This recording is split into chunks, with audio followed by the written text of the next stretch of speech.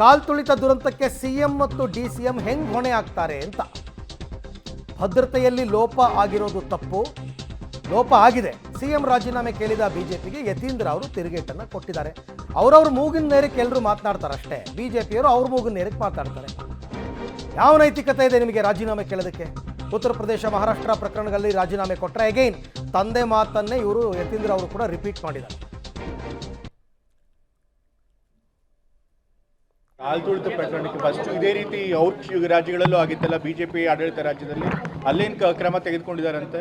ನಾವು ಅಟ್ಲೀಸ್ಟ್ ಒಂದು judicial enquiry ಹಾಕಿದ್ದೀವಿ, ಅದಕ್ಕೆ ಮೇಲ್ನೋಟಕ್ಕೆ ಯಾರ್ಯಾರು ಜವಾಬ್ದಾರಿ ಅಂತ ಹೇಳಿ ಅನಿಸ್ತಾರೋ ಅಂತ ಅಧಿಕಾರಿಗಳ ಮೇಲೆ ಕ್ರಮ ತೆಗೆದುಕೊಂಡಿದ್ದಾರೆ. ಬಟ್ ಬಿಜೆಪಿ ಆಡಳಿತ ರಾಜ್ಯಗಳಲ್ಲಿ ಏನು ಮಾಡಿದ್ದಾರೆ? ಕುಂಭಮೇಳದಲ್ಲಿ ಕಾಲ್ತುಳಿತ ಸತ್ತರು. ತಿರುಪತಿನಲ್ಲಿ ಅವ್ರದ್ದೇ ಮೈತ್ರಿ ಪಕ್ಷ ಅಧಿಕಾರದಲ್ಲಿದೆ, ಅವ್ರಿಗೇನೋ ಹೋಗಿ ರಾಜೀನಾಮೆ ಕೇಳಿದ್ರೆ ಅಲ್ಲಿ ಹೋಗಿ ಮುತ್ತಿಗೆ ಹಾಕಿದ್ರೆ ಇನ್ನೇ ಬರೀ ಹಿಪೋಕ್ರಸಿ ಇವ್ರದ್ದಷ್ಟೇ. ರಾಜಕೀಯ ಮಾಡೋದಕ್ಕೆ ಮಾಡಿದ್ದಾರೆ, ಸಾವಿರಾರು ರಾಜಕೀಯ ಮಾಡ್ತಿದ್ದಾರೆ. ಕಾಲ್ತುಳಿತ ಪ್ರಸಂಗದ ದುರದೃಷ್ಟಕರವಾದಂಥ ಘಟನೆ.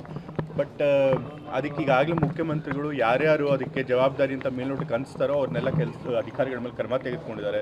ಜುಡಿಷಿಯಲ್ ಎಂಕ್ವೈರಿ ಮಾಡಿದ್ದಾರೆ. ಸೊ ಜುಡಿಷಿಯಲ್ ಎಂಕ್ವೈರಿಲಿ ತನಿಖೆಯಲ್ಲಿ ಯಾರ್ದು ಲೋಪದೋಷಗಳಿರ್ತದೆ ಗೊತ್ತಾದ ಮೇಲೆ ಅವ್ರ ಮೇಲೆ ಕ್ರಮ ತೆಗೆದುಕೊಳ್ತಾರೆ. ನಿನ್ನೆ ಬಹಿರಂಗ ಪತ್ರನೂ ಕೂಡ ವಿಜೇಂದ್ರ ಅವರು ಬರೆದಿದ್ದಾರೆ, ಬಿಜೆಪಿ ರಾಜ್ಯಾಧ್ಯಕ್ಷ ಏನಂತ ಬರೆದಿದ್ದಾರೆ? ಈ ಪ್ರಕರಣದಲ್ಲಿ ಸಿಎಂ A1 ಆಗಬೇಕು, ಯಾಕೆ DK ಶಿವಕುಮಾರ್ A2 ಯಾಕೆ?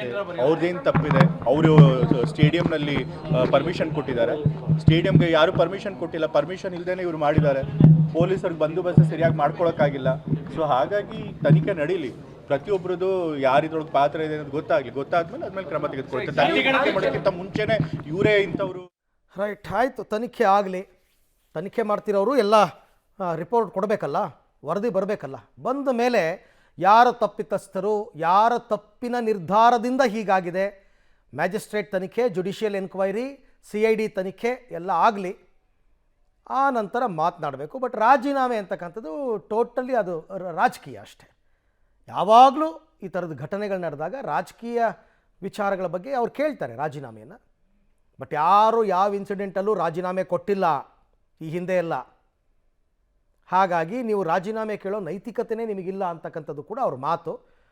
ಅದು ರಿಪೋರ್ಟ್ ಬರೋ ತನಕ ಹೀಗೆ ನಡೀತಾ ಇರುತ್ತೆ.